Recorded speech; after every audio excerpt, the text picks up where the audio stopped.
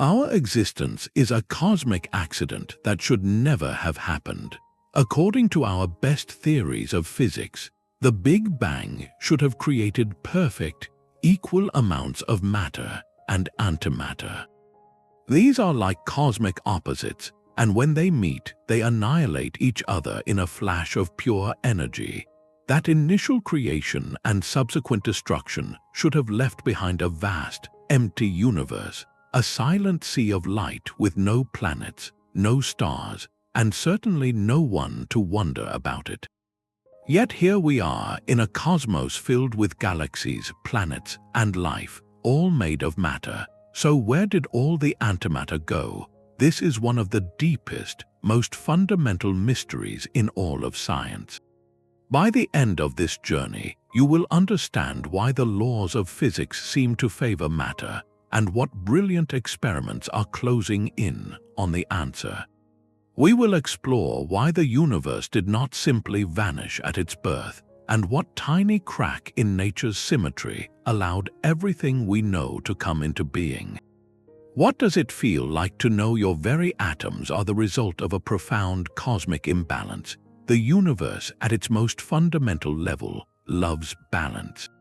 This idea of symmetry is not just about pleasing shapes. It is a core principle woven into the fabric of physical law. For decades, physicists believed nature was perfectly symmetrical in a very specific way. Think of it like a flawless cosmic mirror. For every type of particle that builds our world, there should be an exact mirror image, an antiparticle with equal mass and lifespan, but with an opposite electrical charge. This elegant prediction sprang from the brilliant work of physicist Paul Dirac.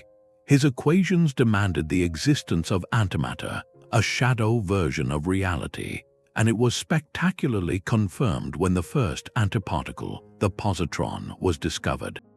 This established a profound rule called charge parity symmetry. In simple terms, CP symmetry states that if you took the entire universe and swapped every particle with its antiparticle, and then also flipped it in a mirror, the laws of physics should behave exactly the same. The universe should not care if it is made of matter or antimatter. They are perfect counterparts, and therein lies the heart of our mystery. In such a perfectly balanced cosmos, the Big Bang would have produced matter and antimatter in absolutely equal amounts. These twins, born together, would have immediately sought each other out, every electron meeting a positron, every proton meeting an antiproton, all vanishing into bursts of energy. The result would be a complete and total cancellation, a silent, empty expanse of light. Nothing would remain. No stars to ignite, no planets to form, no atoms to eventually wonder about their own existence. This is the stark prediction of a symmetrical universe, yet we are here in a cosmos overwhelmingly made of matter. So the question is not just where the antimatter went, but why the mirror was ever broken in the first place. This perfect cosmic cancellation was not a quick event, but a drawn-out and dramatic process in the furnace of the early universe. To understand the scale of the problem, we need to step back to the first moments after the Big Bang.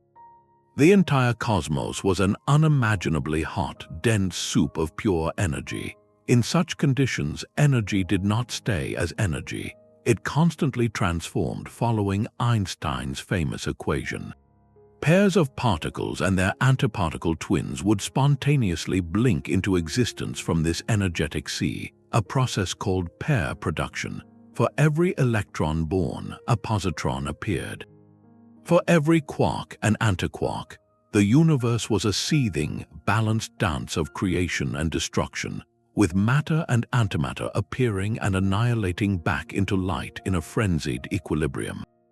But then the universe began to expand and cool. This is the critical turning point. As the temperature dropped, the energy available for spontaneous pair production faded away. The constant creation of new matter-antimatter pairs stopped. What was left was the final population of particles that had not yet found their opposite. And according to the perfect symmetry we just described, these populations should have been exactly equal. Every single particle of matter would have had a corresponding antiparticle waiting for it. In the cooling expanse they began to meet. It would have been a final, total annihilation. Electron by electron, quark by quark, the entire material content of the cosmos would have mutually destroyed itself. The expected end result of this process is a universe that is hauntingly simple and profoundly empty. After the last annihilation event, no stable matter would remain. No atoms, no molecules, no building blocks for anything more complex. The cosmos would be a vast, thin, and ever-cooling sea of photons of light stretching forever into darkness. There would be no galaxies to gather, no stars to ignite nuclear furnaces, no rocky planets to form in their orbits. Life, consciousness, and the very question of existence would be impossible concepts. This is the universe that physics, based on perfect symmetry, tells us we should be living in. The sheer, undeniable fact that we are not living in that universe is what physicists call the matter-antimatter asymmetry problem. It is not a minor puzzle, it is a screaming contradiction at the foundation of reality. Our existence is proof that the initial balance was broken, that some tiny, fundamental bias tipped the scales in favor of matter. Something, somewhere in the laws of physics, favored the existence of stars over eternal darkness. The universe we see is a testament to a broken rule, a cosmic favoritism that demands an explanation. In 1967, a brilliant Soviet physicist named Andrei Sakharov provided the framework for that explanation. He did not solve the mystery, but he gave science something equally powerful, a checklist. Sakharov outlined 3 essential conditions that any successful theory of our matter-dominated universe must satisfy. Think of them not as answers, but as the non-negotiable ingredients for the recipe of our existence. The first condition is perhaps the most startling, baryon-number violation. In simple terms, baryons are a class of particles that includes the protons and neutrons that make up atomic nuclei. For a long time, physics held that the total number of baryons in the universe was a conserved quantity, a fixed total that could not change. You could rearrange them, but you could not create or destroy the net amount of matter. Sakharov realized this old rule had to be broken. To go from a state of perfect balance with zero net matter to a universe filled with matter, you need processes that actually change that number. You need interactions that can, on average, produce more baryons than antibaryons. Without this fundamental violation, the ledger of the cosmos could never show a surplus of matter. The second condition addresses the heart of the symmetry problem, the violation of C-symmetry and CP-symmetry. Remember the perfect cosmic mirror. C-symmetry is the idea that physics should behave the same if you swap every particle with its antiparticle. CP-symmetry adds a mirror reflection to that swap. Sakharov showed that for matter to win, these symmetries must be violated. There must be some process, some interaction, that treats matter and antimatter slightly differently. If a certain reaction produces matter just 1% more often than it produces antimatter, that tiny bias, repeated across the seething early universe, could be amplified into the vast imbalance we see today. Without this built-in prejudice, any matter created would be perfectly matched by antimatter, and annihilation would still win. The third condition is about timing and environment, interactions out of thermal equilibrium. In the hot, dense, perfectly mixed soup of the early universe, everything was in equilibrium. Processes ran equally forward and backward, like a perfectly efficient engine with no net output. If a matter-favoring process occurred, a reverse process would immediately undo it, restoring the balance. Sakharov realized you need a moment, a phase change where the universe expands or cools rapidly enough that certain interactions cannot keep up. In this departure from equilibrium, a bias can be frozen in, like capturing a snapshot of a scale momentarily tipped. The created asymmetry is then preserved, protected from being erased by the very next moment in time. Together, these three conditions form the essential blueprint that has guided physicists for decades.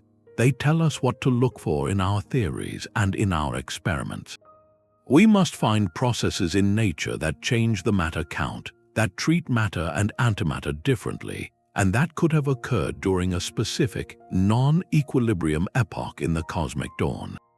Sakharov's checklist transformed the search from a vague wonder into a targeted investigation, setting the stage for a global hunt to find where and how nature broke its own perfect rules. For decades, Sakharov's checklist seemed like a beautiful but theoretical wish list, until a single, stunning experiment proved one of its conditions was not just possible but real. The story begins with a strange and elusive particle called the kaon. Kaons are produced in high-energy collisions, like those from cosmic rays striking our atmosphere, and they come in a fascinating dual nature. There is a neutral kaon and its antimatter counterpart, the anti-neutral kaon. According to the perfect CP symmetry that physicists believed in, these two particles should have been absolutely identical twins, except for their opposite charges. They should have lived for exactly the same amount of time and decayed into other particles in precisely the same ways. This was the unbreakable rule of the cosmic mirror. In 1964, two physicists, James Cronin and Fitch, designed an extraordinarily sensitive experiment to test this very rule. They carefully produced a beam of these neutral kaons and watched them travel down a long path, meticulously observing how and when they decayed. What they found sent shockwaves through the world of physics. The matter and antimatter versions of the kaon did not behave identically. They decayed at slightly different rates. It was a tiny, almost imperceptible difference, a mere fraction of a percent, but it was undeniable. The perfect mirror had a crack. This discovery, known as CP-violating, was monumental. For the first time in human history, we had direct experimental proof that the laws of nature themselves could distinguish between matter and antimatter. One of Sakharov's essential conditions had been found operating in the real world. The universe was not perfectly symmetrical. The elation, however, was quickly tempered by a sobering calculation. While this crack in the mirror proved the principle that matter could be favored, the effect observed in kaons was vanishingly small. If this were the only source of asymmetry in the early universe, the imbalance it could produce would be utterly insignificant. It might account for just one extra particle of matter for every 10 billion particle-antiparticle pairs that annihilated.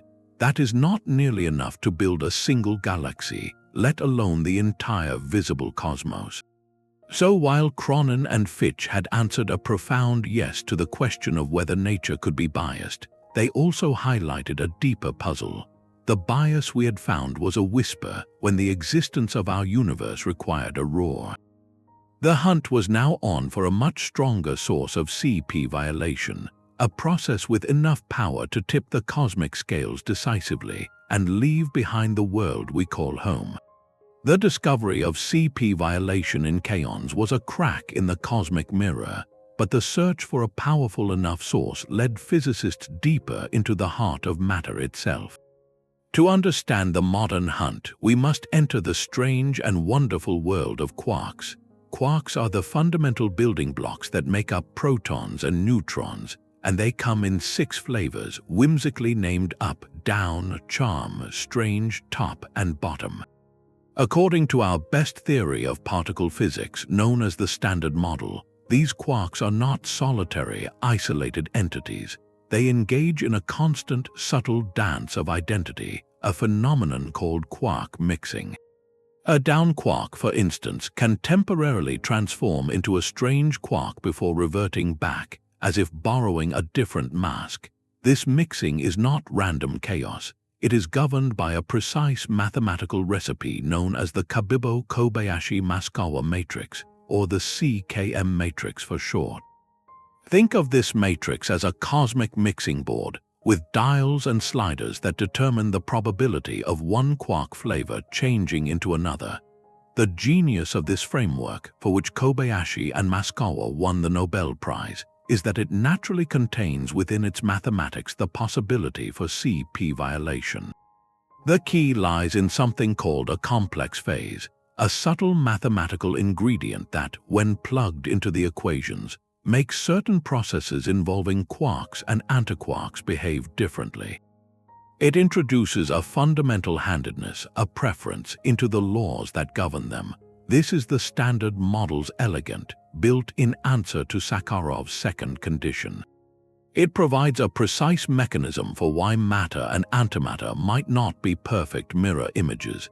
The CKM matrix is a triumph of theoretical prediction, and its effects have been confirmed in countless experiments, particularly with particles containing bottom quarks, where CP violation is observed more strongly than in the kaons of the past. So, problem solved, right? The universe has a built-in bias in the quark sector, and that explains our existence. Sadly, the answer is a resounding no. Here we encounter the most frustrating gap in our understanding. While the Standard Model allows for CP violation, and we have measured it, the amount it predicts is catastrophically insufficient. When physicists run the numbers, calculating how much matter asymmetry the CKM matrix could have generated in the hot early universe, the result is a tiny, almost insulting figure. The imbalance produced would be about 1 part in 10 billion. That means for every 10 billion particles of antimatter, you might get 10 billion and 1 particles of matter. After the Great Annihilation, that 1 extra particle per 10 billion would be all that remains. This is not nearly enough to account for the vast cosmic structures we see today. Our telescopes reveal a universe brimming with galaxies, a cosmos where matter clearly won by a much more decisive margin. The CKM matrix, for all its beauty and precision, is like finding a single drop of water when you need to fill an ocean. It proves the mechanism exists, but it cannot power the outcome we observe. This glaring shortfall is one of the strongest hints that the Standard Model, as magnificent as it is, must be incomplete. There must be other sources of CP violation out there, other, stronger ways that nature breaks the symmetry, hidden in realms of physics we have yet to fully explore. The hunt for a more powerful crack in the cosmic mirror led physicists to build entirely new machines dedicated to one purpose. These were not general-purpose colliders, but precision instruments called B-factories, designed to manufacture and scrutinize a specific type of particle in enormous numbers. At laboratories like KK in Japan and SLAC in the United States, scientists created pristine environments to study particles known as B-mesons. A B-meson is a fascinating, short-lived particle that contains a bottom quark, one of the heaviest and most exotic flavors. According to the CKM matrix, the subtle biases of the universe should be far more pronounced in the behavior of these particles and their antimatter counterparts. The B-factories worked by colliding electrons and positrons at very specific energies, producing copious amounts of B-mesons and anti-B-mesons in what is known as a coherent state. This meant the particles were produced in a quantum-entangled pair, offering an incredibly clean laboratory to watch them evolve and decay. The goal was to track, with exquisite precision, the differences in how the matter version and the antimatter version of this particle fell apart. What they found was a resounding confirmation of theoretical elegance. The decays did not match. In certain decay pathways, the B-meson and the anti-B-meson demonstrated a clear, measurable preference, a definitive asymmetry in their lifetimes and decay products. This was CP violation observed with a strength and clarity that the earlier kaon experiments could only hint at. The signal was strong, beautiful, and it matched the predictions of the CKM matrix with remarkable accuracy. It was a monumental triumph for the Standard Model of particle physics. The theory had not only predicted this subtle cosmic bias, it had told scientists exactly where and how to look for it, and the universe had obediently complied. For a moment, it seemed the puzzle of our existence was within reach. Yet, this very triumph deepened the mystery in a profound way. The CP violation measured in B-mesons, while stronger, was still just a single piece of a larger calculation. When physicists took this beautifully confirmed effect and extrapolated it back to the conditions of the newborn universe, performing the complex math of baryogenesis, the result was a devastating shortfall.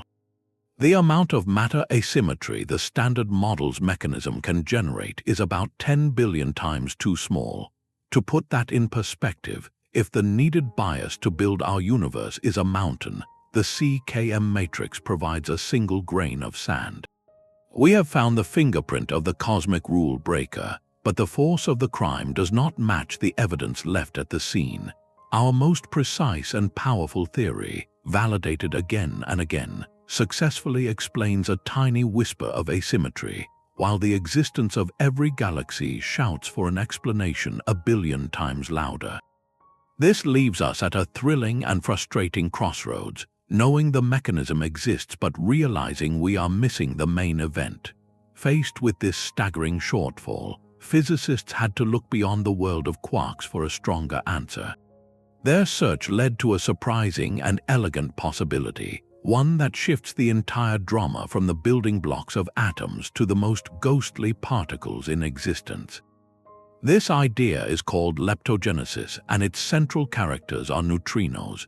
Neutrinos are famously elusive, passing through our planet as if it were not even there, with only the faintest whisper of interaction. In the Standard Model, they are massless, left-handed particles that come in 3 flavors. But many theories suggest this is only half the story.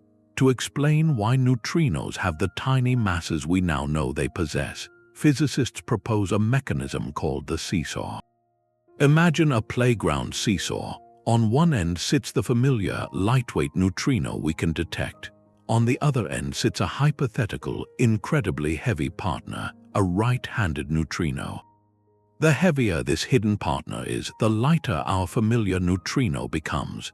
This is not just a mathematical trick, it is a doorway to a new realm of physics. In the unimaginable heat of the very early universe, these heavy right-handed neutrinos could have been abundant, and here is where leptogenesis weaves its magic. These heavy particles would have been unstable, destined to decay. Crucially, the theory suggests their decay could have violated both CP symmetry and something called lepton-number, which is a kind of accounting rule for particles like neutrinos and electrons. Just as Sakharov prescribed, this decay could have happened out of thermal equilibrium as the universe cooled and expanded. The result would have been a tiny but significant bias, producing more leptons, the family that includes neutrinos and electrons, than anti-leptons.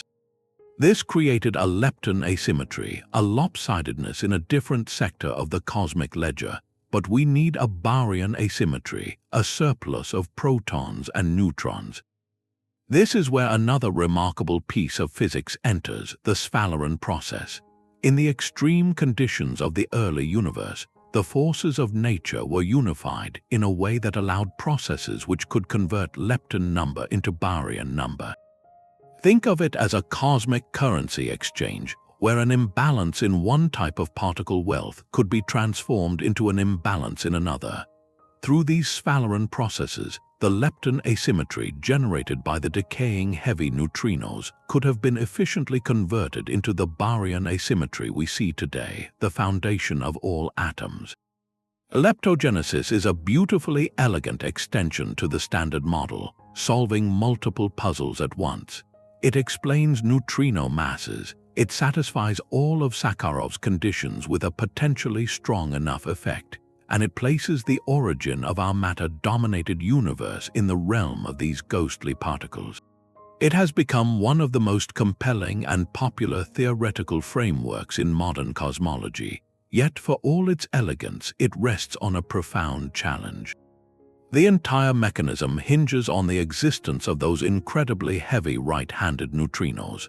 So far, they have completely eluded detection. our most powerful particle colliders cannot reach the energies needed to create them if they exist at the scale the theory suggests.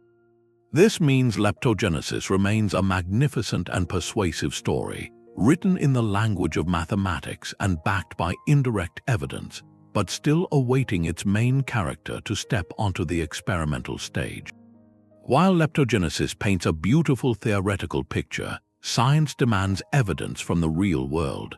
This quest for proof has led to one of the most extraordinary and delicate experiments in human history, the direct study of antimatter itself.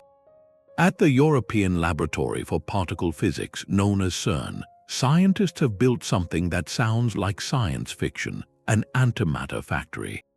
Here, within a complex of machines and magnetic traps, teams from experiments like Alpha, Base, and Asakusa perform a breathtakingly difficult task.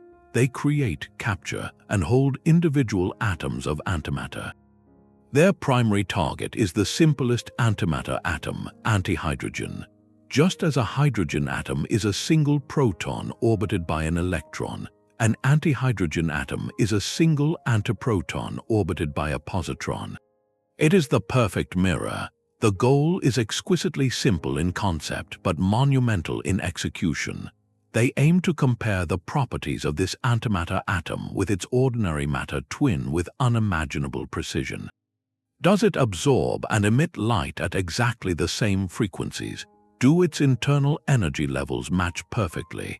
Any discrepancy, no matter how tiny, would be a revolutionary discovery, a crack in a symmetry even more fundamental than CP. This is the test of CPT symmetry. CPT theorem is a cornerstone of modern physics, combining charge conjugation, parity, and time reversal. It suggests that if you take a particle, swap it with its antiparticle, view it in a mirror, and reverse the flow of time, the laws of physics must hold. It is considered the most robust symmetry of all. Finding a violation here would shake the foundations of physics to the core. So far, the measurements have shown an eerie perfection. Antihydrogen's spectral fingerprint matches that of hydrogen to many decimal places. The mirror at this level remains flawless, but the hunt is far from over.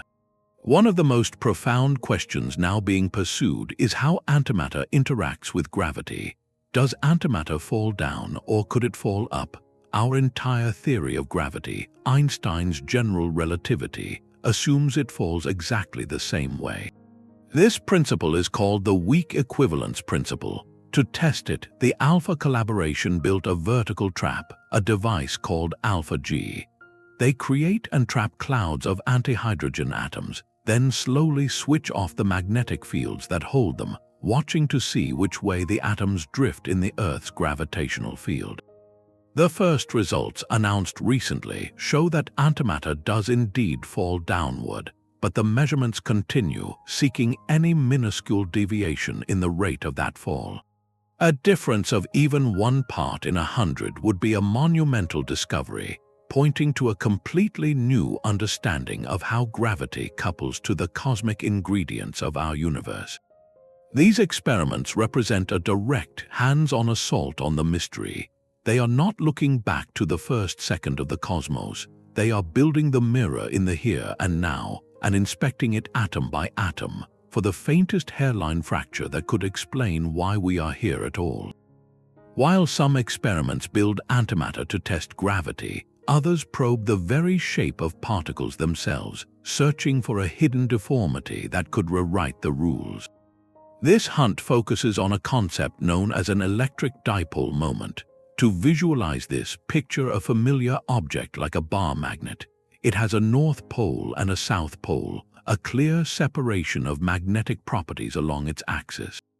This gives it a magnetic dipole moment. Now, imagine if an elementary particle, like an electron or a neutron, had a similar but electrical deformity. It would mean that its positive and negative charges are not perfectly centered, creating a tiny, permanent electrical north and south pole within the particle itself. In a perfectly symmetrical universe, this should be impossible. A non-zero permanent electric dipole moment would be a glaring signature that the laws of physics treat forward and backward in time differently, violating what is known as time reversal symmetry or T-symmetry. And due to a deep connection in physics between time, charge, and parity, finding a T violation also implies a violation of CP symmetry. It would be a direct, smoking gun signal of the cosmic bias we are searching for, etched into the very architecture of matter. The search for these infinitesimal deformities is one of the most delicate endeavors in modern science. Experiments are conducted at the very edge of what is measurable. Scientists use neutrons stored in ultra-cold traps or examine clouds of atoms cooled to temperatures within a fraction of a degree above absolute zero. In this frozen, quiet state, the chaotic thermal noise of the everyday world is almost silenced. Researchers then apply incredibly strong electric fields and watch with exquisite care. They are looking for the slightest wobble, a tiny change in the spin of a neutron or the energy levels of an atom, that would indicate the particle is aligning with the electric field because of its own internal charge separation. The precision required is almost beyond comprehension. Current experiments are so sensitive that if an electron's charge separation were the size of the entire Earth, they could detect a shift smaller than the width of a human hair. And yet, so far, they have found nothing. The electric dipole moments of the electron and neutron are measured to be zero to an astonishing degree of precision. This null result is itself a profound piece of information. It tells us that any new physics beyond the standard model that violates CP symmetry must be very subtle or operate at energy scales we have not yet probed. The standard model does predict a tiny, almost negligible electric dipole moment for particles, but it is far, far smaller than what our current experiments can even hope to see. Therefore, the entire driving force behind these ultra-precise searches is the hope of finding a signal that is larger than the standard model predicts. Such a discovery would not just confirm that CP violation exists, we already know that. It would pinpoint a source of it that is independent of quarks and potentially much more powerful, a fundamental deformity in particles that could have ceded the universe's matter dominance. Every improvement in sensitivity, every new experimental technique that pushes the cold a little colder and the quiet a little quieter, brings us closer to either finding that hidden asymmetry or ruling out entire families of theories. It is a painstaking, quiet revolution conducted not with colossal collisions, but in the profound stillness of a frozen vacuum, listening for the faintest whisper of a particle's imperfect shape. The search for asymmetry stretches from frozen laboratories to the very architecture of the cosmos itself. While we probe the shape of individual particles, the universe has left us a grand structural clue etched across billions of light years. This clue is found in the large-scale distribution of galaxies, a cosmic map that reveals a hidden pattern from the dawn of time. When powerful telescopes like the Sloan Digital Sky Survey and the Dark Energy Spectroscopic Instrument, or DAISY, chart the positions of millions of galaxies, they do not see a random scattering. Instead, they detect a subtle, repeating rhythm, a faint echo of sound waves frozen into the fabric of space. This imprint is known as baryon acoustic oscillations. To understand this cosmic fossil, we must go back to the universe's first 300,000 years. At that time, the cosmos was a hot, dense plasma, a soup of protons, electrons, and light.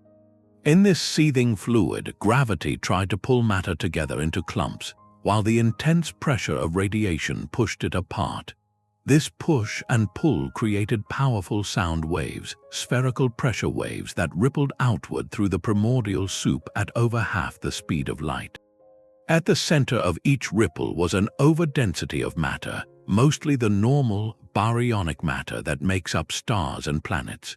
When the universe finally cooled enough for atoms to form, a moment called recombination, the light suddenly burst free in what we see as the cosmic microwave background. The pressure waves stopped dead in their tracks. The ripples were frozen in place, leaving behind spherical shells of matter, like the remnants of a cosmic explosion, with a characteristic scale imprinted on them. That scale is the distance the sound wave could travel in those first few 100,000 years. Over the subsequent billions of years, gravity amplified these initial overdensities, pulling in more and more dark matter and gas, eventually forming the galaxies and galaxy clusters we see today. Crucially, the galaxies we observe today show a statistical preference to be separated by the scale of those ancient sound waves. It is as if we found billions of trees in a forest, all spaced at intervals that trace back to the rings of growth from a single primordial seed. By measuring this preferred separation scale with extreme precision, cosmologists can determine fundamental properties of the universe.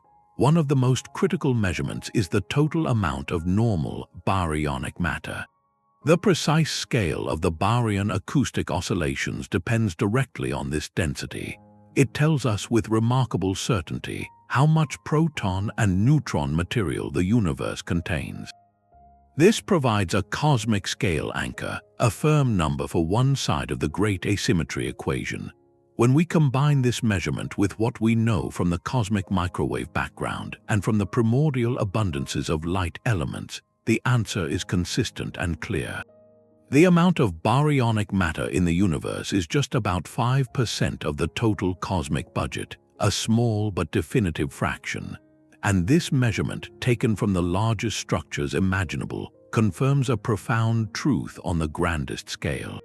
The cosmos we observe is made almost entirely of matter. The antimatter counterpart to these baryons is simply not there in any significant amount. The cosmic maps do not show ghostly structures of antigalaxies. The acoustic oscillations measure only the matter we know.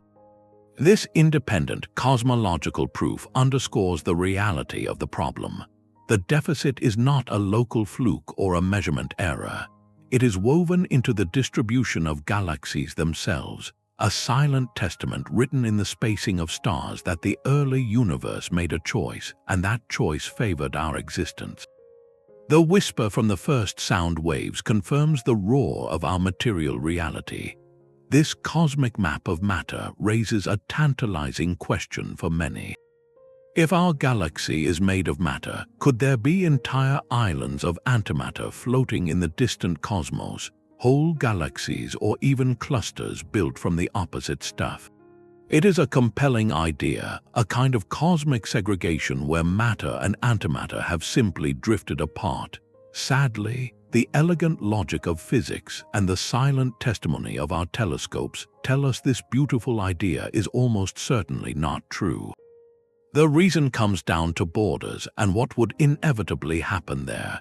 In a universe with separate matter and antimatter domains, there would be frontiers, vast interfaces where these two opposing realms would meet. Space is not perfectly empty. Even in the voids between galaxies, there is a tenuous mist of gas, a few stray atoms per cubic meter. At any border, this intergalactic gas from a matter region would mingle with similar gas from an antimatter region. When a hydrogen atom meets an antihydrogen atom, they do not shake hands. They annihilate in a flash of high-energy gamma-ray radiation. This process would not be a rare, sporadic event. It would be a continuous, titanic furnace of annihilation stretching across millions of light-years of frontier, lighting up the sky with a very specific and unmistakable signature.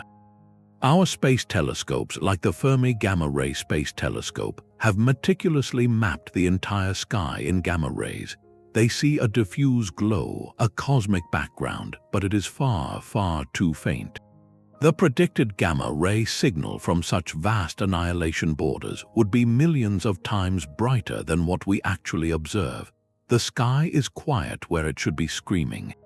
This profound silence allows cosmologists to rule out the existence of any large-scale antimatter structures, even on the scale of entire galaxy clusters. For such regions to exist without giving themselves away, the universe would have had to separate matter and antimatter with unimaginably perfect efficiency. leaving not a single atom of one type adrift in the territory of the other. Given the turbulent, mixed-up conditions of the early cosmos, such a pristine segregation is effectively impossible. The inescapable conclusion is that antimatter, as a bulk component of the universe, is simply absent. It did not go somewhere else to form its own celestial empires. It vanished almost entirely in the first instant of creation, leaving behind only the faintest trace and the overwhelming evidence of its missing presence in everything we see. Sakharov's first condition demands a fundamental rewriting of an ancient cosmic ledger. To create a universe from nothing, you must be able to change the final count of matter itself, a process known as baryon-number violation. In our everyday world, this seems absurd. The proton at the heart of every atom appears perfectly stable, an eternal building block. But if our most ambitious theories of physics are correct, this stability is merely an illusion of time. Grand Unified Theories, or GUTS, propose a breathtaking vision. They suggest that at energies far beyond anything we can create on Earth, three of the fundamental forces, the electromagnetic, the weak, and the strong nuclear force, were once a single, unified superforce. In such a theory, the distinctions between particles like quarks and electrons blur, and in this blurred primordial state, a profound transformation becomes possible. A proton, which is made of three quarks held together by the strong force, could spontaneously unravel. Through processes allowed by the unified force, those three quarks could transform into a positron and a particle of light.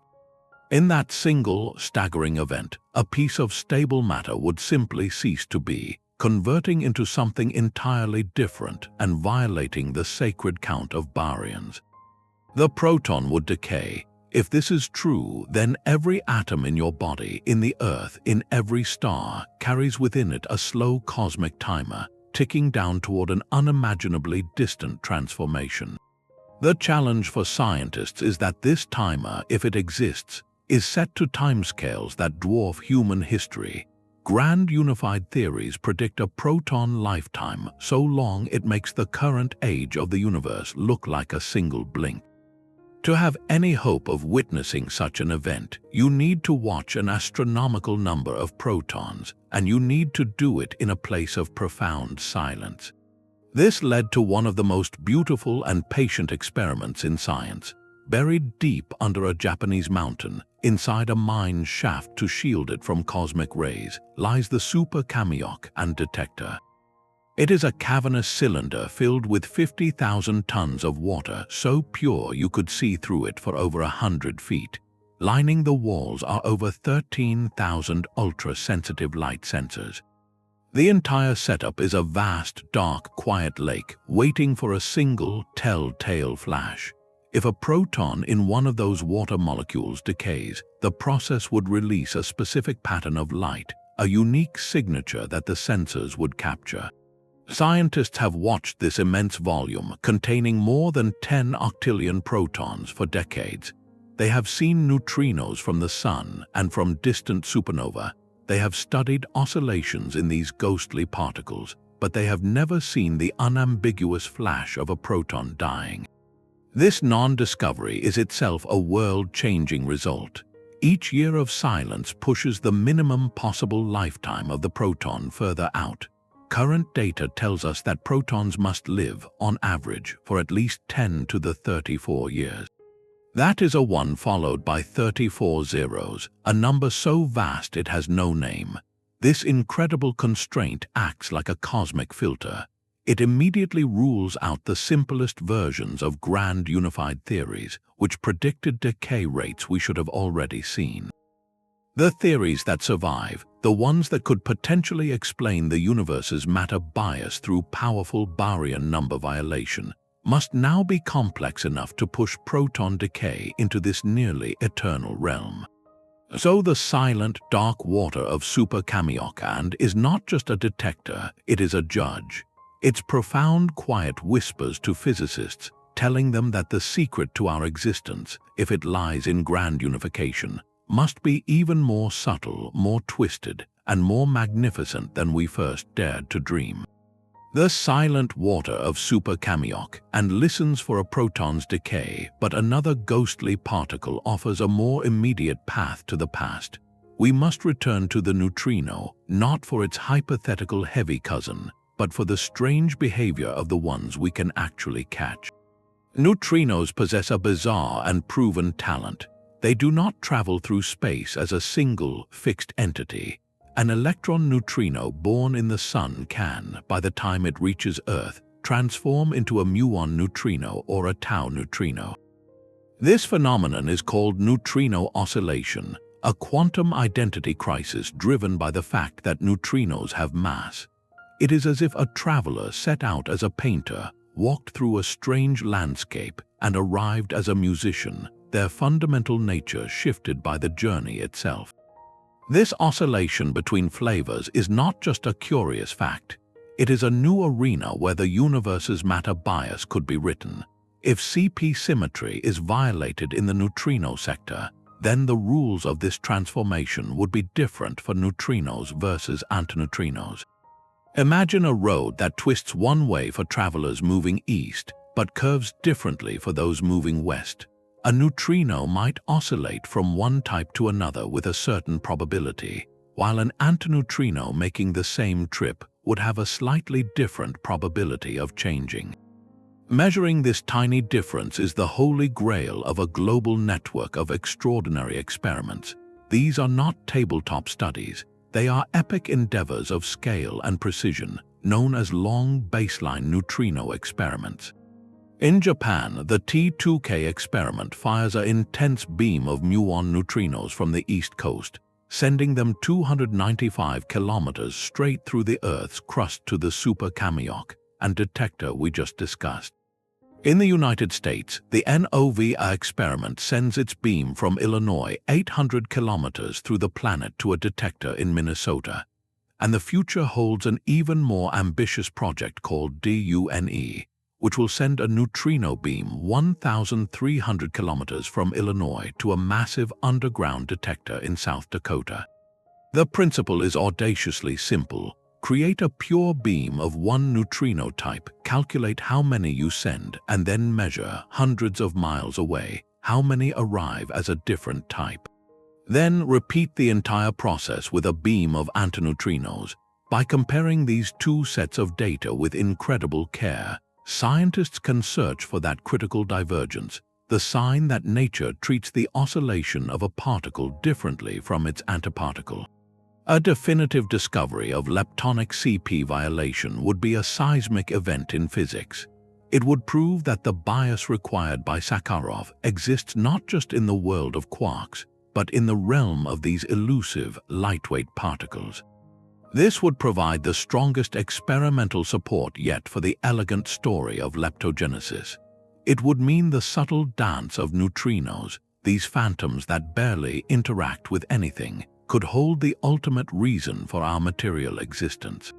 The data from T2K and NOVA have already shown intriguing hints, tantalizing suggestions that the difference might be there, but the results are not yet strong enough to claim a discovery. The uncertainty is still too large. This is why the next generation, like DUNE, is being built with such monumental scale. It will produce beams of unprecedented intensity and employ detectors of unmatched sensitivity, designed to move from a hint to a certainty.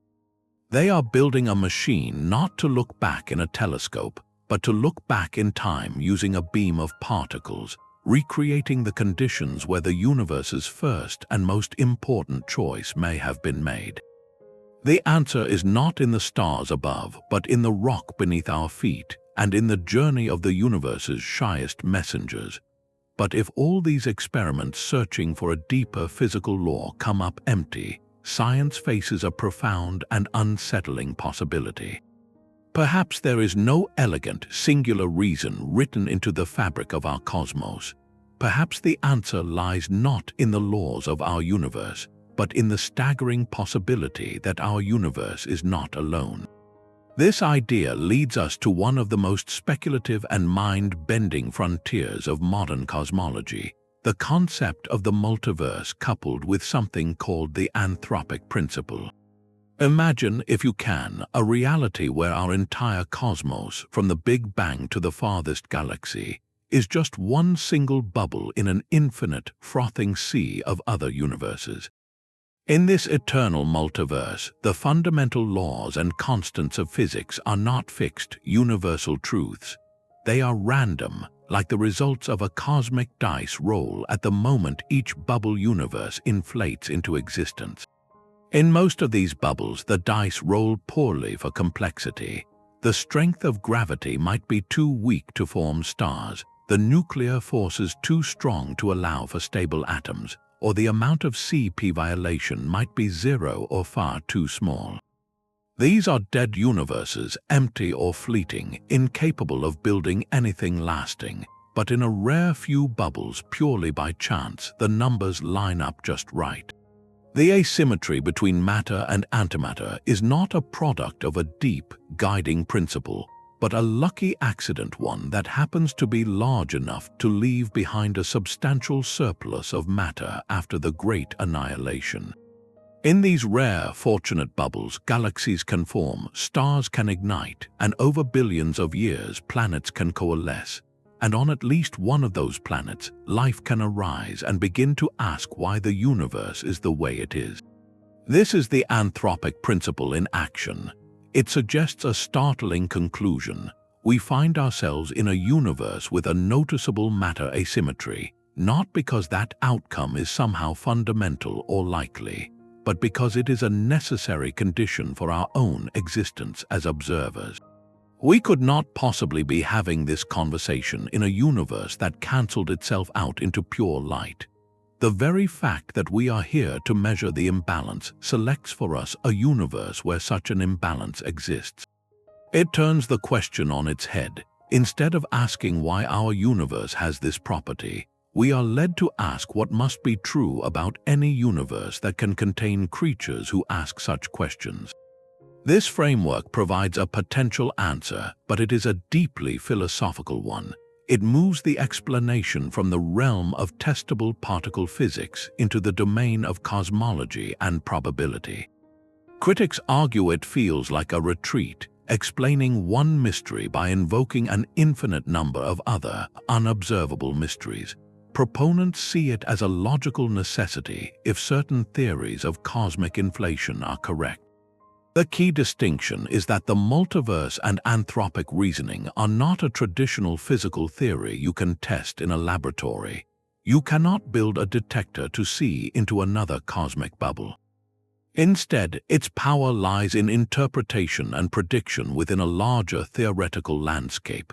It tells us that if we never find a satisfying, unique mechanism for baryogenesis within our own universe, it may not be a failure of our experiments, but a clue about the truly staggering scale of reality. Our search for a reason might ultimately reveal that we are the beneficiaries of a cosmic lottery, living in the one ticket where the numbers spelled out the possibility of existence itself. The possibility of a cosmic lottery is humbling, but it does not stop the search for a single, elegant answer within our own universe. And one of the most compelling candidates for that answer emerges not from the particles we know, but from a hypothetical one born to solve a completely different, equally profound puzzle. This particle is called the action, and its story weaves together two of cosmology's greatest mysteries, the matter asymmetry and the enigma of dark matter. To understand why, we must first look at a problem so subtle most of physics ignored it for decades, known as the strong CP problem. Within the theory of the strong nuclear force, which glues quarks together inside protons and neutrons, there exists a mathematical term that, if it had any significant size, would violate both charge and parity symmetry in the strong interactions. This would make the neutron possess a much larger electric dipole moment than experiments allow. Yet, for reasons no one understands, this term appears to be tuned to zero with absurd precision in our universe. It is as if a fundamental dial in nature's control panel is set exactly to a value that preserves a symmetry for no apparent reason. In the 1970s, physicists Roberto Pexi and Helen Quinn proposed a brilliant and elegant fix. They suggested that this dial is not fixed at all, but is actually a field that can relax naturally to the zero setting. The quantum ripple of this relaxing field would be a new, incredibly lightweight particle, the action. This hypothetical particle elegantly explains why the strong force so perfectly respects CP symmetry, solving that nagging puzzle. But the action's potential does not end there. In the seething conditions of the early universe, as this Pexi-Quinn field relaxed, it would have begun to oscillate. These cosmic oscillations are not just abstract waves. They represent a form of energy that, crucially, would behave like a cold, frictionless fluid permeating all of space. This fluid does not interact with light, and it clumps together under gravity in exactly the way we observe dark matter to behave. In one stroke, the action becomes a perfect candidate for the invisible substance that makes up over 85% of the matter in the cosmos. Yet the connection goes even deeper.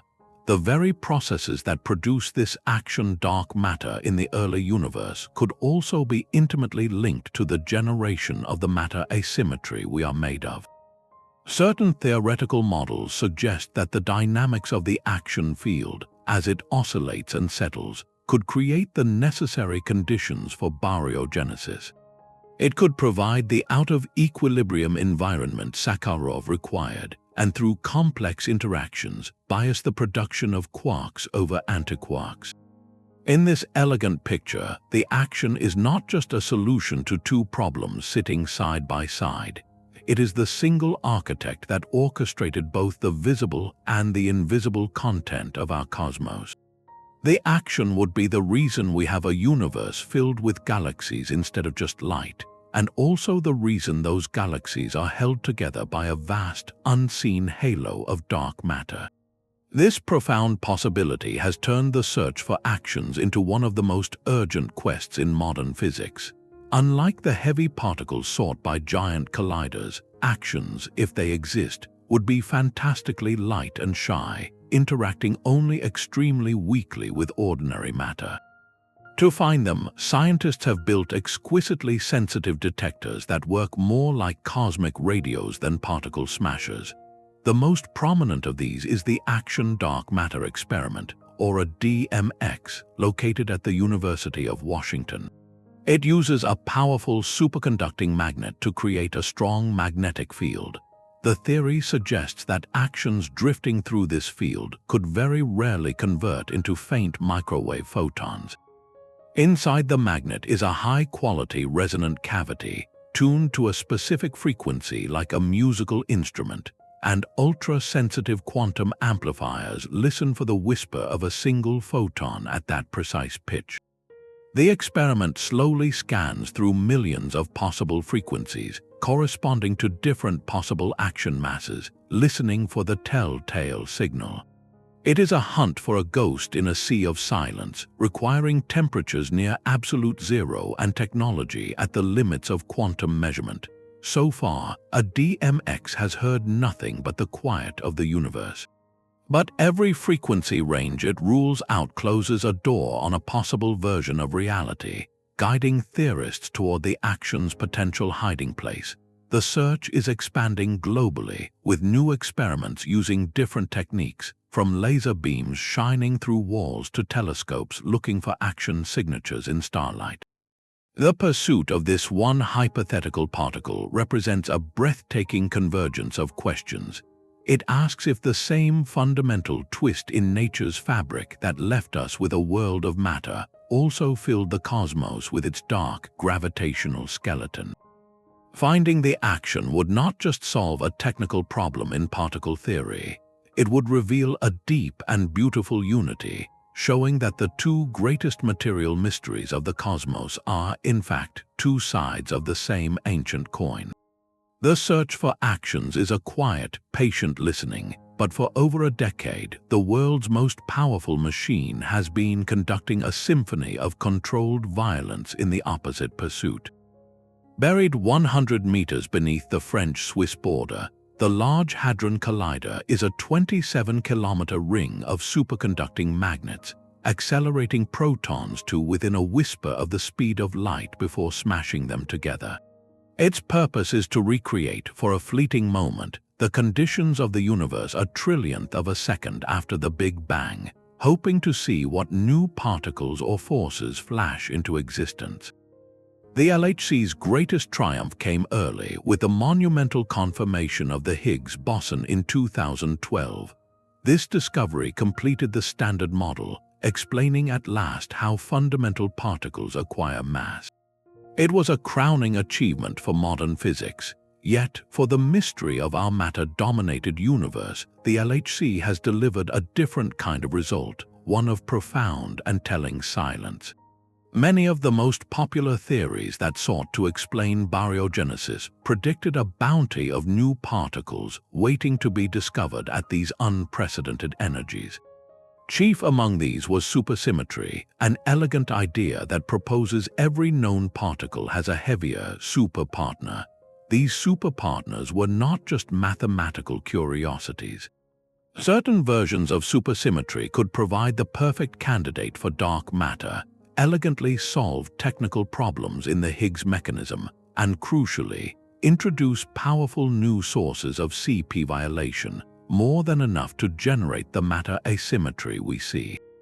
The stage seemed set for a revolution, as the LHC collided its beams, generating petabytes of data for experiments like ATLAS and CMS. Physicists eagerly sifted through the debris, looking for the telltale signs of these superpartners missing energy, unusual decays, anything that did not fit the Standard Model script. They have looked with incredible sensitivity. They have pushed the possible mass of these hypothetical particles into realms far beyond what any previous machine could probe. And they have found nothing, no squarks, no leptons, no gluinos. The elegant, minimal versions of supersymmetry that many had hoped for have been effectively ruled out. This absence of expected signals is itself one of the most significant results in modern physics. It is a cosmic no echoing back from the energy frontier. That silence forces a dramatic and necessary shift in thinking. It tells us that if new physics connected to our existence is out there, it is not hiding just around the corner, waiting to be easily knocked loose. The mechanisms for generating the universe's matter bias must be more exotic, more subtle, or operate at energy scales even higher than the LHC can reach. Perhaps the key particles are so massive they were only abundant in the very first instance of the cosmos, far beyond any collider we could ever build.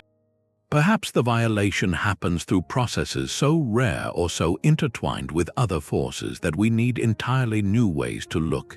The LHC's null result has not closed the book on our origins. It has instead ripped out the most straightforward chapters, compelling scientists to write a more complex, more ingenious, and possibly more beautiful story.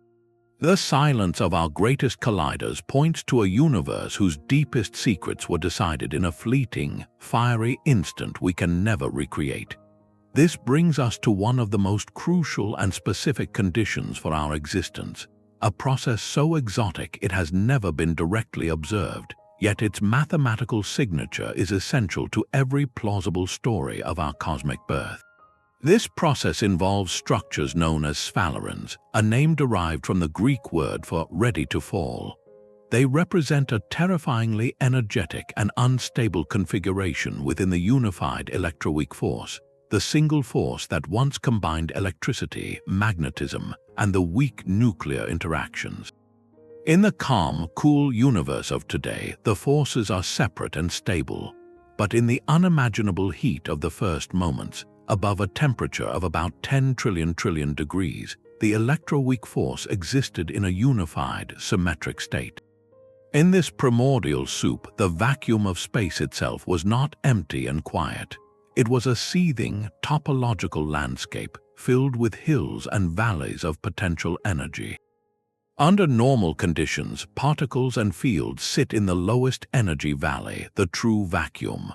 But at those extreme temperatures, thermal energy could kick the fields high enough to surmount the mountain passes between different valleys. A sphaleron is the precise, unstable peak of such a mountain pass. It is a fleeting, bubble-like defect in the fabric of the electroweak field, a momentary knot of energy that exists at the summit before instantly decaying. And in that decay, it does something astonishing. It violates the conservation of both baryon-number and lepton-number. Remember Sakharov's first condition. We need a way to change the total matter count. Sphalerons are that mechanism.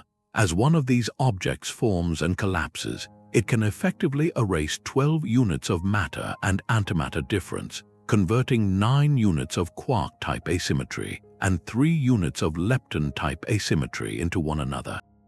In essence, sphalerons act as a cosmic blender for particle identity, mixing the books of baryons and leptons. This is the profound link that makes theories like leptogenesis so compelling. An initial asymmetry created in the lepton sector, perhaps by those heavy, decaying neutrinos, is not stuck there. Through the relentless churn of sphaleron processes in the hot, early universe, that lepton asymmetry can be transformed or reprocessed into the baryon asymmetry that builds our atoms. But there is a critical catch, and it ties directly to Sakharov's third condition.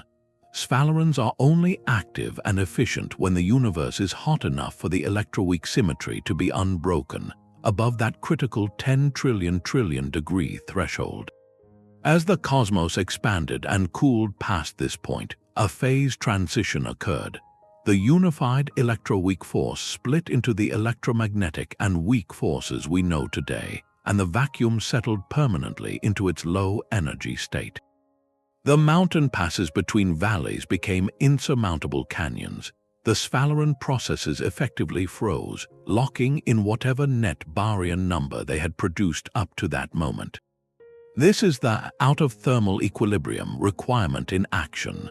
The asymmetry had to be generated before this freezing occurred, and the rapid cooling of the universe ensured the result was preserved, not erased by reverse reactions. So the window for creating the stuff of stars and life was astonishingly brief, a sliver of time in the universe's first picosecond. Everything we are, every atom in every galaxy, hinges on processes that must have unfolded completely within that fleeting, unimaginably hot epoch, mediated by these ephemeral knots of energy that tied the fate of neutrinos to the birth of protons. That fleeting picosecond of sphaleron activity was the final deadline, but the stage for our creation was set by an even more fundamental transformation. This was the moment the universe acquired its tangible texture, when particles learned what it meant to have mass. It is called the electroweak phase transition, and its character holds the key to whether it could have hosted the drama of baryogenesis. To understand this, picture the newborn cosmos as a featureless, seething ocean of pure energy. In this state, the Higgs field, which permeates all of space, had a value of 0. Particles like the W and Z bosons, and even quarks and electrons, were massless, zipping around at the speed of light. Then, as the universe expanded and cooled below a critical temperature, everything changed. The Higgs field underwent a profound shift, settling into a stable, non-zero value everywhere. This is akin to water freezing into ice.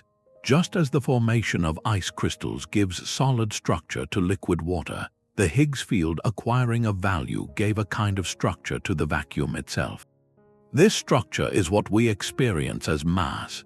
Particles moving through this now non-zero Higgs field interact with it, and that interaction is what we perceive as inertia, as resistance to acceleration.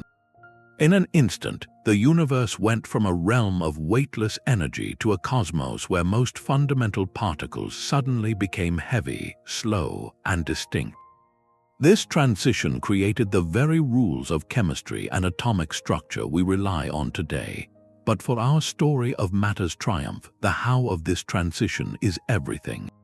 If it happened as a smooth, continuous crossover, like butter gradually softening, the universe would have remained in a state of near-perfect thermal equilibrium. Such a gentle change would not have provided the sharp departure from equilibrium that Sakharov identified as essential. The processes creating a matter bias would have been immediately undone.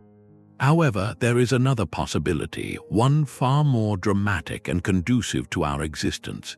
This is a first-order phase transition. Think not of butter softening, but of water boiling. As liquid water is heated, it remains liquid until it hits 100 degrees Celsius. At that precise point, it does not gradually become steam. Instead, violent bubbles of vapor nucleate within the liquid, expanding rapidly and chaotically until the entire pot has transformed. If the Electroweak phase transition was first order, our universe would have boiled. Tiny bubbles of the new, broken symmetry vacuum, where the Higgs field had taken on its non-zero value, would have spontaneously formed in the sea of the old, symmetric universe.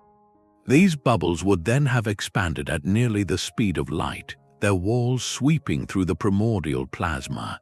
This violent, chaotic process is a perfect example of a departure from thermal equilibrium. The bubble walls act as immense moving fronts, creating turbulent, out-of-balance conditions ideal for generating and then freezing in an asymmetry. Sphaleron processes could have been highly active just ahead of these advancing walls, creating a baryon number, which then gets captured inside the bubble of the new universe, protected from being erased once the wall passes. It is a breathtakingly elegant potential stage for our genesis. Yet, here our most precise calculations deliver a sobering verdict. Within the pure standard model, with the measured mass of the Higgs boson, the mathematics suggests the Electroweak phase transition was not a violent boil, but a smooth and gentle crossover. There were no catastrophic bubbles, no sweeping walls of change. It was too tranquil to have created us. This is yet another powerful clue, another dead end within known physics that points insistently toward something new. For the universe to have staged the dramatic production required for our existence, the script must have included actors or forces beyond our current roster, something that would have made that early cosmic transformation far more explosive and far more fruitful. The smooth, gentle crossover of the Higgs field leaves us with a universe too calm for our own dramatic origin story. This forces a radical shift in perspective, pushing the decisive moment not just to higher energies, but to a time when reality itself was far simpler. If the Electroweak era was too tranquil, perhaps we must look to an epoch of almost inconceivable power, when the universe was a single, unified force. This is the realm of grand unified theories and the process known as GUT-scale baryogenesis. Here, the energy is so immense that the distinctions between the strong nuclear force and the electroweak force vanish. They merge into one primordial superforce. In this unified state, particles we think of as fundamentally different, like quarks and leptons, are seen as different facets of the same entity. This blurring of identities allows for transformations that are strictly forbidden in our cooler, separated universe. The key actors in this drama are hypothetical super-heavy particles, often called X-bosons. These would be messengers of the unified force, and they would have a profound property. Their decay could violate baryon-number on a spectacular scale. Imagine an X-boson decaying. In our world, a particle decay must conserve the net number of baryons, but in the GUT era, that rule did not yet apply. A single decaying X-boson could produce two quarks, while its antiparticle, the anti-X-boson, might produce one quark and one antiquark. If the decays also violate CP symmetry, meaning the X and anti-X bosons decay at slightly different rates or into slightly different products, you get a net surplus of quarks over antiquarks from the very beginning. This is asymmetry baked into the first recipe of the cosmos. The theoretical appeal is immense. It places the origin of matter at the most fundamental moment imaginable, tied directly to the unification of all forces. It satisfies Sakharov's conditions in a clean, powerful way. The out-of-equilibrium condition is naturally met as these monstrously heavy X-bosons fall out of thermal equilibrium when the universe cools below their immense mass, freezing in their decay products. The problem, however, is one of scale. The energy at which this grand unification is thought to occur is about 1,000,000 billion times greater than what the Large Hadron Collider can achieve. We could never, even in our most ambitious dreams, build a machine on Earth that reaches these energies to directly produce an X-boson and watch it decay. The physics of our genesis may be forever locked away in the first fraction of a second of time, inaccessible to direct recreation. So how could we ever test such a majestic idea? We must look for its faint, indirect echoes in the present day. One signature is the one we already discussed, proton-decay. In many grand unified theories, the same processes that allowed the early X-bosons to change baryon-number leave a tiny, residual effect that makes the proton unstable. The ongoing, silent watch in detectors like Super-Kamiokande is in part a search for the ghost of GUT-scale physics. A discovered proton decay would be a direct window back to that unified epoch. Another possible signature lies in the birth of structure itself. The violent processes of a first-order phase transition at the GUT scale could have generated ripples in spacetime known as gravitational waves. These primordial waves, with wavelengths as vast as the observable universe, would still be washing through the cosmos today, imprinting a faint pattern on the cosmic microwave background. Future space-based observatories hope to detect this fossilized tremor from the universe's first moments. There is also the potential creation of exotic relics, like magnetic monopoles, isolated north or south magnetic poles that should be abundant in such theories. Their absence, which we observe, is itself a puzzle that shapes how these GUT models must be constructed. So the story of GUT-scale baryogenesis is one of breathtaking scope and profound frustration. It offers a compelling, elegant origin for everything we are, but places that origin in a realm that seems permanently beyond our direct observation. We are left to piece together the crime from evidence left billions of years later, searching for the faintest scratches on the surface of reality that hint at the cataclysm that filled it with substance. But the echoes of that first second reach us in more ways than gravitational waves. They are written in the very atoms of the oldest stars. There is a small, persistent crack in our otherwise perfect picture of the universe's infancy, known as the cosmological lithium problem. To understand it, we must travel back to the universe's first few minutes, to an era called Big Bang nucleosynthesis. After the initial frenzy of particle creation and annihilation settled, the cosmos had cooled to a temperature where protons and neutrons could begin to stick together. For a brief, critical window, the entire universe acted as a single, immense nuclear fusion reactor. In this primordial forge, the lightest elements were forged: deuterium, helium-3, helium-4, and a tiny trace of lithium-7. The theory of Big Bang nucleosynthesis is a triumph of modern cosmology. By plugging in the known density of ordinary matter, which we measure from the cosmic microwave background and galaxy maps, physicists can calculate with stunning precision how much of each element should have been produced. And for the most part, the universe agrees. The observed abundances of deuterium and helium-4 in the most ancient, pristine regions of space match the predictions almost perfectly.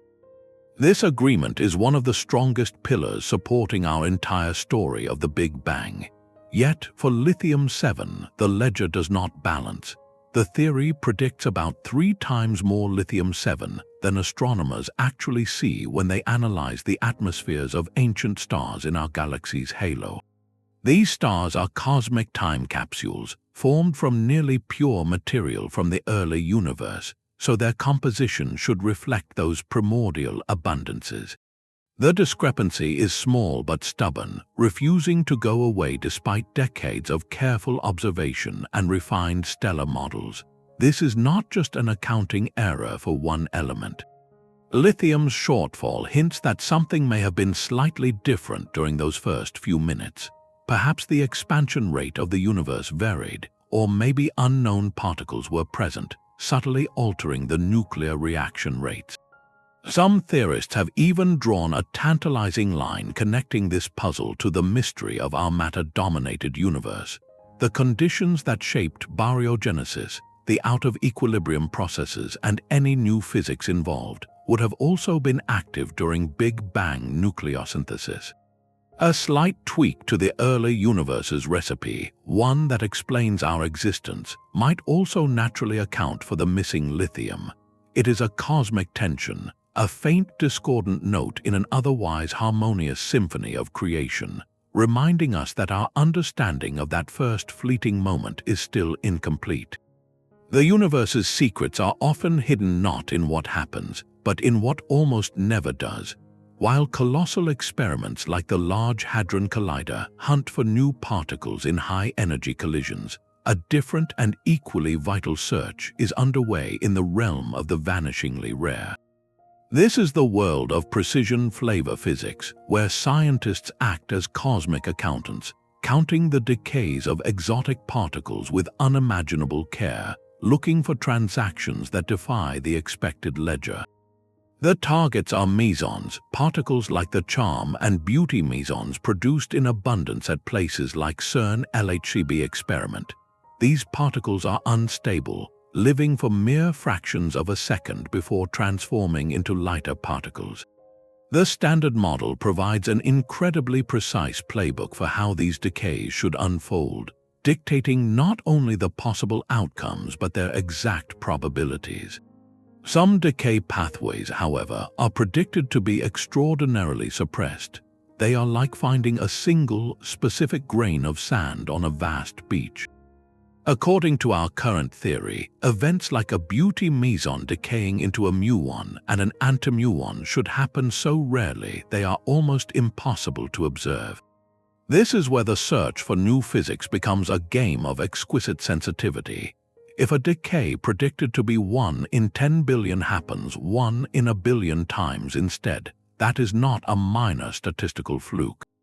It is a potential revolution. Such an enhancement could be the signature of a virtual particle, a heavyweight from a new theory that is too massive to be produced directly, but whose ghostly influence can briefly affect these rare decays, making the forbidden slightly more possible. The magic of experiments like LHCb is their ability to sift through billions of particle collisions, identifying these specific, needle-in-a-haystack events with powerful magnets and layers of delicate detectors.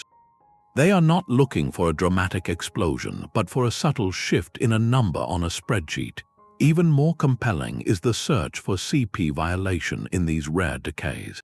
The Standard Model predicts certain, very small levels of asymmetry between how a particle and its antiparticle might undergo a rare transformation. Finding a deviation here, where matter and antimatter show a difference in a process that is already incredibly unlikely, would be a doubly powerful clue. It would point not only to new physics, but to new physics that inherently treats the cosmic twins differently, offering a fresh and potent source for the bias that built our world. Every rare decay measured, every probability confirmed or contradicted, is a stress test for our fundamental theory. The quiet consistency of the data so far tells us that any new forces at play are incredibly subtle, but the hunt continues with ever greater precision, because the answer to our existence might be written not in the roar of creation, but in the silent, statistical whisper of a particle choosing one path over another 1 trillion times less traveled. This elegant requirement of timing forces us to confront the most transformative event in all of cosmic history, a concept known as inflation. To understand why, we must picture the universe not in its first second, but in its first incomprehensible fraction of a second. The cosmos we observe is vast but also remarkably uniform. The temperature of the cosmic microwave background is the same in all directions to 1 part in 100,000. This smoothness presented a profound puzzle, because in the standard Big Bang model, regions of space now on opposite sides of the observable universe could never have been in contact to equalize their temperature. They were causally disconnected. The solution, proposed by physicists like Alan Guth, was a period of exponential expansion, where the universe increased in size by a factor of at least 10 to the 26 in a span of time perhaps as short as 10 to the negative 36 seconds. This is not like any expansion we see today. It was a runaway stretching of spacetime itself, far faster than the speed of light. This cosmic inflation acts like a cosmic iron, smoothing out any wrinkles, any irregularities, and any primordial clumps in the fabric of reality, leaving behind the remarkably flat and uniform universe we measure. But here is the critical and often devastating implication for our search. If any asymmetry between matter and antimatter had been generated before inflation began, this process would have acted upon it with absolute finality. Imagine you had a single grain of sand representing a tiny surplus of matter over antimatter, and you placed it in an empty desert. Then you suddenly expanded that desert to the size of our entire galaxy. That single grain of sand would now be so hopelessly isolated, so impossibly diluted, that its influence would be zero. The density of that precious asymmetry would be effectively erased. Inflation would have washed the cosmic slate perfectly clean, leaving a universe with a net baryon number of 0 once again. Therefore, the inescapable conclusion is that the process which gave us our world, baryogenesis, could not have happened before or during this exponential stretching. It must have occurred after inflation ended during the period known as reheating, when the energy driving inflation decayed into a hot, dense plasma of particles, effectively restarting the traditional Big Bang. This timing is not a minor detail. It is a fundamental constraint that acts like a cosmic filter, ruthlessly eliminating entire families of theories. Any model that places the genesis of matter at energy scales higher than the temperature of the universe at the end of reheating is simply incompatible with the inflationary universe we observe. It would be a beautiful story for a cosmos that does not exist. This forces the most promising mechanisms, like Electroweak baryogenesis or Leptogenesis, to operate within a specific and relatively narrow window of opportunity, after the universe had been smoothed by inflation, but before it had cooled too much for the asymmetry to be frozen into place. So inflation does more than explain the smoothness of the cosmos. It tells us precisely when our own story was allowed to begin, in the turbulent aftermath of the most violent expansion imaginable. While grand theories seek a single, universal answer, nature might have woven the solution from stranger, more intricate threads. One of the most fascinating possibilities emerges from a quantum quirk known as an anomaly, where the symmetrical laws of particle physics break down not by force, but by the very geometry of their movement. This leads us to a phenomenon called the chiral magnetic effect. To grasp this, picture a sea of particles like quarks, each with a property called chirality, which you can think of as their intrinsic handedness, like a tiny, spinning top that can rotate clockwise or counterclockwise along their direction of motion. In the ultra-hot, dense soup of the early universe, or recreated in heavy ion collisions at facilities like the relativistic heavy ion collider, immensely powerful magnetic fields can be generated. These are not ordinary magnets but fields of cosmic strength, twisting the fabric of spacetime itself. Under such extreme conditions, something remarkable can happen. The interplay between these intense magnetic fields and the quantum anomalies in the theory of the strong force can act like a cosmic filter. It can separate left-handed particles from right-handed ones, creating a flow of electric current along the lines of the magnetic field. This current is made possible only because the quantum rules treat the two chiralities differently in this specific, asymmetric environment. This separation of chiral charge, This imbalance of handedness is deeply significant because it can be mathematically linked to the creation of baryon number, the very count of matter over antimatter. In essence, the swirling, magnetized chaos of the primordial plasma could have acted like a gigantic natural battery, generating not electricity, but a fundamental bias in the ingredients of reality itself. The chiral magnetic effect offers a compelling and elegant mechanism for creating local pockets of asymmetry, right where the conditions are most violent and magnetically charged. It represents a potential pathway where the universe's own turbulent dynamics, its magnetic storms and quantum twists, conspired to tip the scales. However, this remains a fiercely active frontier of research. The critical question physicists are now wrestling with is whether these local, intense events could be amplified and coordinated enough to seed the entire cosmos.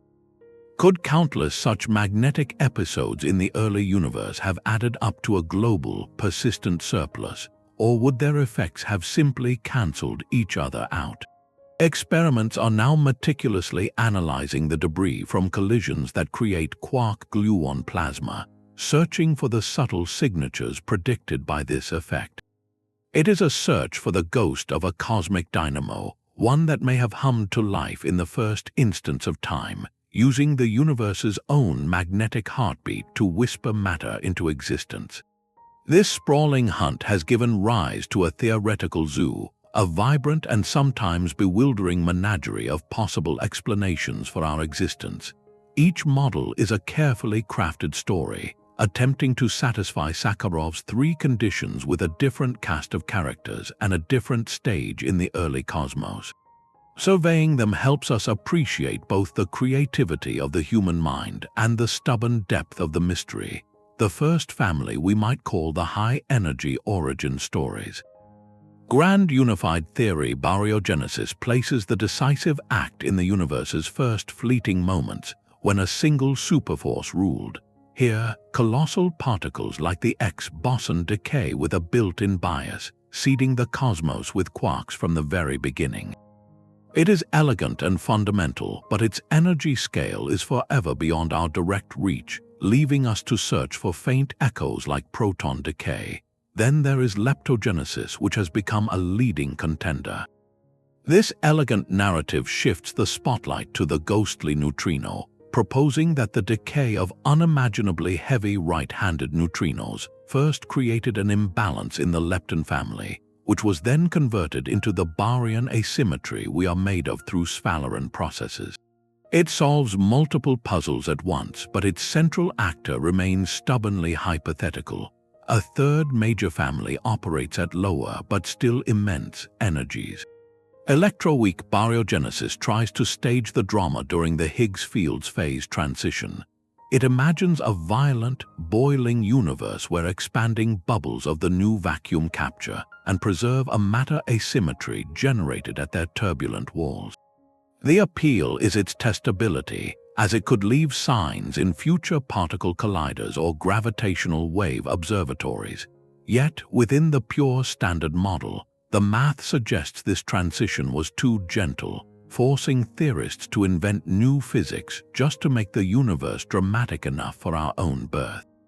Beyond these giants are other inventive proposals. The Leptogenesis mechanism, for instance, uses the oscillations of exotic scalar fields in the early universe, fields related to hypothetical superpartners, to generate an asymmetry. It is a cosmic pendulum that, once set in motion, could have swung wildly toward a matter-dominated outcome. Other ideas explore the role of cosmic strings, topological defects left over from phase transitions, or even the subtle effects of gravity itself at quantum scales. This abundance of models is not a sign of confusion, but a testament to the problem's profound importance and formidable difficulty.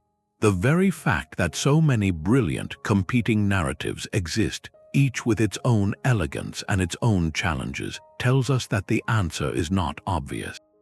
No single theory has yet risen to the top with the definitive, experimental support that would crown it the solution.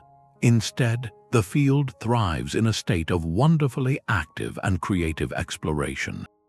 Physicists are not just testing one idea, they are mapping an entire landscape of possibilities, using every tool from deep underground detectors to orbital telescopes to rule out regions of this theoretical territory and guide us toward the most promising peaks. This zoo of models is not a cacophony, but a chorus of questions, each one asking the cosmos how it managed to leave behind something as fragile and wondrous as us. The search for our origin is now a symphony of precision, conducted on multiple fronts at once. We are not waiting for a single, monumental machine to deliver the answer.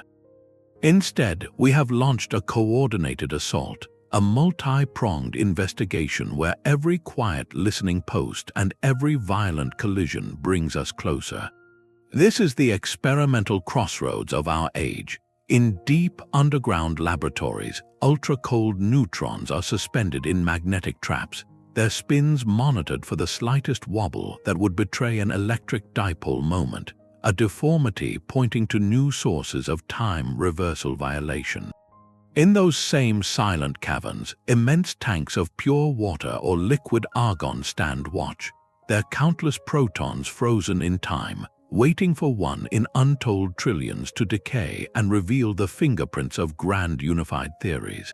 Across continents, powerful particle beams are fired through the Earth itself, their neutrinos changing flavor over hundreds of miles, while scientists compare the journey of particle and antiparticle with painstaking care, seeking the leptonic CP-violation that could support the elegant story of leptogenesis.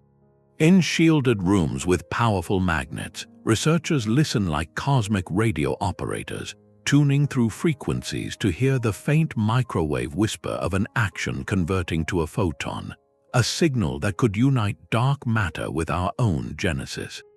At the world's largest collider, mountains of data are sifted not just for new particles, but for statistical ghosts, for rare decays that happen a fraction too often, hinting at virtual visitors from higher energy scales. And in unique magnetic traps, individual atoms of antihydrogen are studied, not for their spectacular annihilation, but for the quietest test of all, to see if they fall under gravity with exactly the same acceleration as their matter twins. Each of these frontiers operates on a different principle, probes a different energy, and listens for a different kind of whisper from the early universe. They are not competing paths, but complementary strands of the same net, cast wide to catch whatever truth is out there.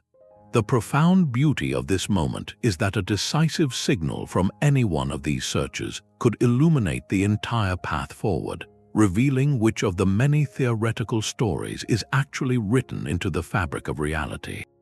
We have moved from an era of pure speculation into an age of exquisite measurement, where every null result is not a failure, but a guidepost, steadily narrowing the infinite landscape of possibility toward the singular, breathtaking explanation for why we are here at all. From a single, elegant equation predicting perfect symmetry, our journey has spanned a cosmos screaming with imbalance. We began with the Dirac equation, a mathematical masterpiece that demanded the existence of antimatter as a perfect mirror to our world.